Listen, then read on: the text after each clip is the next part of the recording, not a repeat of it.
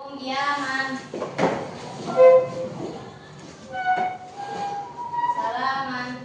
Assalamualaikum warahmatullahi wabarakatuh. Waalaikumsalam warahmatullahi wabarakatuh. Sebelum pembelajaran ini dimulai, marilah kita membaca doa Al-Fatihah kepada guru-guru kita semua. Alhamdulillah, Al-Fatihah, yaitu menyanyikan lagu kebangsaan, lagu nasional, berkibarlah bendera. 1, 2, 3. Berkibarlah benderaku, lambang suci gagah perwira di seluruh pantai Indonesia. Kau tetap pujaan bangsa, kibarlah selama-lamanya. Lulusan.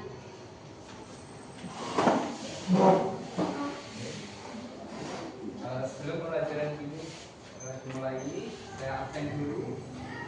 Fitri, Naili, Imelda. Jadi untuk pertemuan kali ini nanti kita akan membahas tentang menghindari akhlak tercela, yaitu bodoh. Namun sebelum masuk di materi pembahasan, terlebih dahulu saya ingin mengevaluasi pembelajaran yang kemarin, yaitu kemarin tentang apa? Nifak. Oke. Coba saya ingin tahu apakah masih ingat dengan pembelajaran kemarin. Pengertian nifak, siapa yang tahu? Oke. Ketidaksamaan lahir dan batin. Ya, betul. Kita berikan aplaus. Oke, untuk pembelajaran minggu kemarin sudah saya anggap cukup. Selanjutnya, sesuai di gambar ini, kira-kira apa yang sampai pikirkan? Marah. Jadi ada orang tua, jadi orang tua yang marah kepada anaknya juga marah. Kemudian ketika berdebat, ketika bermusyawarah juga marah-marah. Jadi pembahasan ini nanti akan membahas tentang marah. Jadi untuk tujuan pembelajaran, peserta didik dapat memahami makna penyakit tadi berupa marah atau menggodok dengan baik. Jadi harapannya nanti sampai ini mengetahui tentang godok, makna penyakit tadi marah atau menggodok tersebut.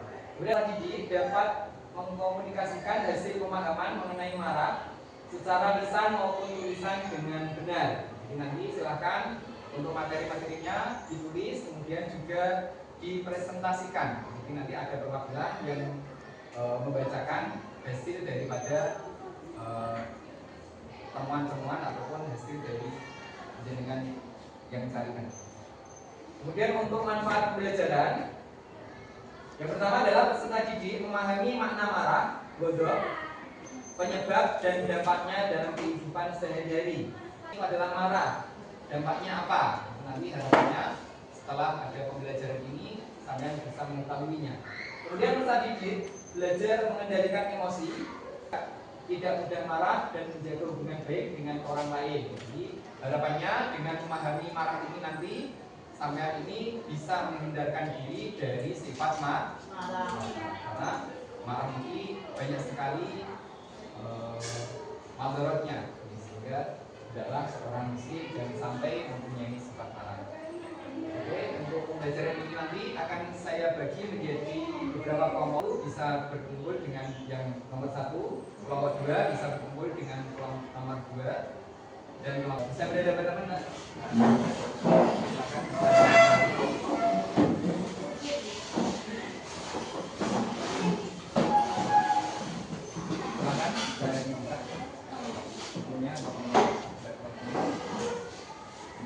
Tapi pengertian godok pengertiannya akan dicari.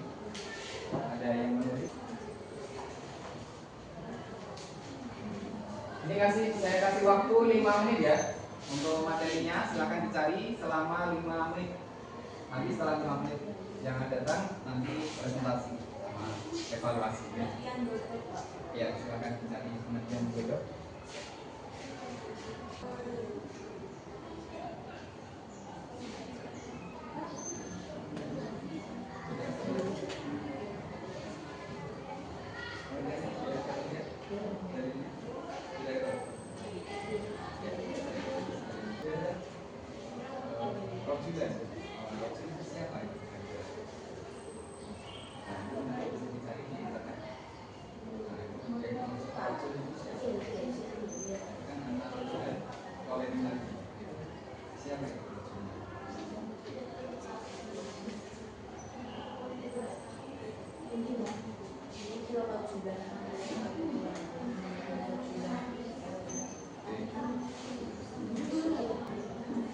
Bentarnya sudah bisa ya? Pengertiannya sudah bisa? Pengertian dalilnya tidak ada. Nah, kalau di situ kan ada lafaz kolam yang salah. Kemudian ausini kolam latar bro. Nama rasulnya siapa?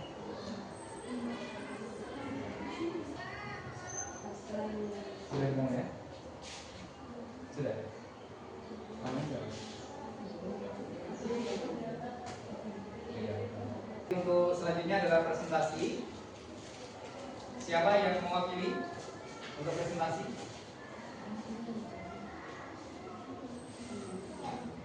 Presentasi pertama siapa? Nah, kelompok juga ya? Kelompok dulu. Ya, kelompok dulu. Silakan kelompok dua berdiri untuk presentasi hasil dari temuan-temuan yang dia dapatkan dari internet maupun dari buku. Assalamualaikum warahmatullahi wabarakatuh. Waalaikumsalam warahmatullahi wabarakatuh. Untuk yang lain bisa fokus ke pembicaranya ya, yang menyampaikan ya. Saya perwakilan dari kelompok 2 ingin menyampaikan presentasi dari pelajaran godok. Oke, silakan. Pengertian godok secara bahasa, marah, mengamuk, atau murka. Dan secara istilah, sifat tercela yang muncul sebagai luapan emosi tidak senang hati. Bismillahirrahmanirrahim. An Abi Hurairah radhiyallahu anhu anna rajulan qala lin Nabi sallallahu alaihi wasallam ausini qala negatif dari perilaku bodoh. Yang pertama, keputusan dan tindakan orang yang sedang marah cenderung tidak menyelesaikan masalah. Yang kedua, orang yang suka marah cenderung menciptakan kerusakan. Yang ketiga, pemarah bisa merusak hubungan baik dan persaudaraan antar sesama manusia. Yang keempat, pemarah dapat menjauhkan dirinya dari rahmat, ampunan, dan surga Allah Subhanahu wa Ta'ala. Cara menghindari sifat bodoh atau marah yaitu pertama, berlindung kepada Allah Subhanahu wa Ta'ala dari godaan setan. Yang kedua, diam dan tidak berbicara. Jika ada salah seorang teman marah, maka yang lebih baik adalah diam. Yang ketiga, apabila mampu meninggalkan tempat itu, maka berdirilah lalu pergi. Yang keempat, bersikap tenang, yaitu duduk apabila sedang berdiri atau tidur terlentang apabila sedang duduk. Dan yang kelima, berwudu. Ya, terima kasih. Kita berikan tepuk tangan pada ada lagi yang mewakili? Terima kasih. Jadi hasil presentasi dari beberapa kelompok. Jadi bisa kita simpulkan, marah atau godok adalah luapan emosi yang muncul karena rasa kesal, kecewa atau tersinggung. Jika tidak dikendalikan, marah menjadi sifat tercela yang dapat merusak hubungan dan menimbulkan dosa. Islam mengajarkan agar umatnya mampu menahan amarah. Bahkan Rasulullah SAW bersabda, ada seorang laki-laki yang berkata kepada Nabi, berilah aku nasihat. Beliau bersabda, jangan marah. Orang itu mengulangi beberapa kali, Nabi tetap bersabda, jangan marah. Ini tidak lain karena marah ini merupakan sesuatu sumber kejelekan. Karena itu Rasulullah ini ketika diminta oleh sahabatnya, ada yang tahu siapa itu? Ya. Ada yang mengatakan Abu Darda, Sufyan bin Abdullah, Ya, jadi ada untuk prosedurnya ini memang dirahasiakan ya. Jadi banyak beberapa pendapat, ada yang mengatakan Abu Darda, ada yang mengatakan Abdullah bin Umar. Ya, ini tidak lain karena memang redaksinya dirahasiakan ya. Karena hadis ini menunjukkan bahwa menahan amarah adalah bentuk kekuatan akhlak mulia yang harus dimiliki setiap muslim. Jadi jangan sampai seorang ini marah.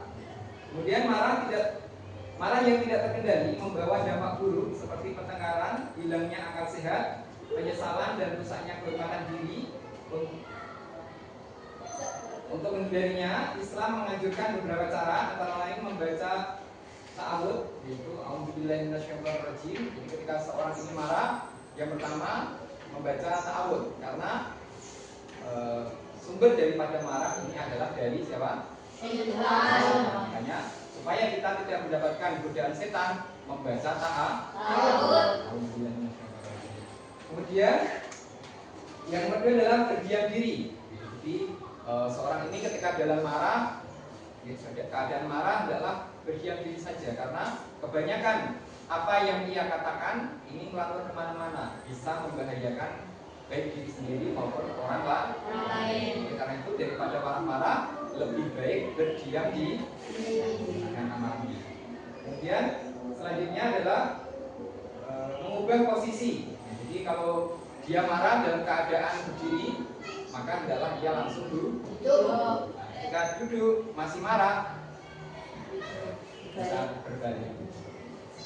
Kemudian berwudu. Nah, kita tahu bagaimana yang disampaikan oleh Imam Ghazali, bahwasanya marah ini disebabkan karena haroroh, itu hawa panas yang ada dalam diri seorang. Oleh karena itu, supaya hawa panas ini bisa hilang, bisa dihilangkan dengan cara berwudu.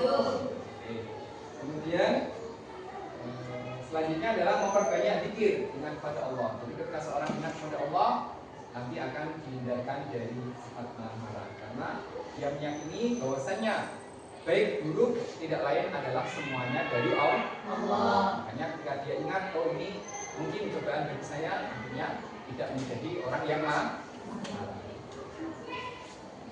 Dengan menahan amarah, seorang akan lebih tenang, berpikir jernih, dan mampu menjaga hubungan baik dengan orang lain sesuai tuntunan akhlakul karimah. Karena itu kalau dalam kitab ta'lim, bahkan ketika kita bermusyawarah, boleh tidak musyawarah dengan orang yang sedang marah?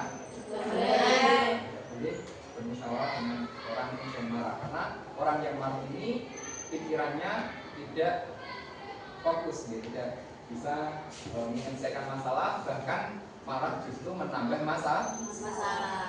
Oke, itu saja untuk kesimpulan tambahan dari saya terkait itu. Sekarang saya ingin bertanya kepada dengan sekalian, jadi tentang apa materi tadi, apakah masih ingat atau tidak? Ini saya tunjuk aja ya. Untuk pengertian godok, Atila, ya, godok atau apa? Perasaan marah atau panas hati karena suatu peristiwa atau sebab tertentu. Oke, kita berikan upload. Selanjutnya dalil tentang godok, Tiana. Ya.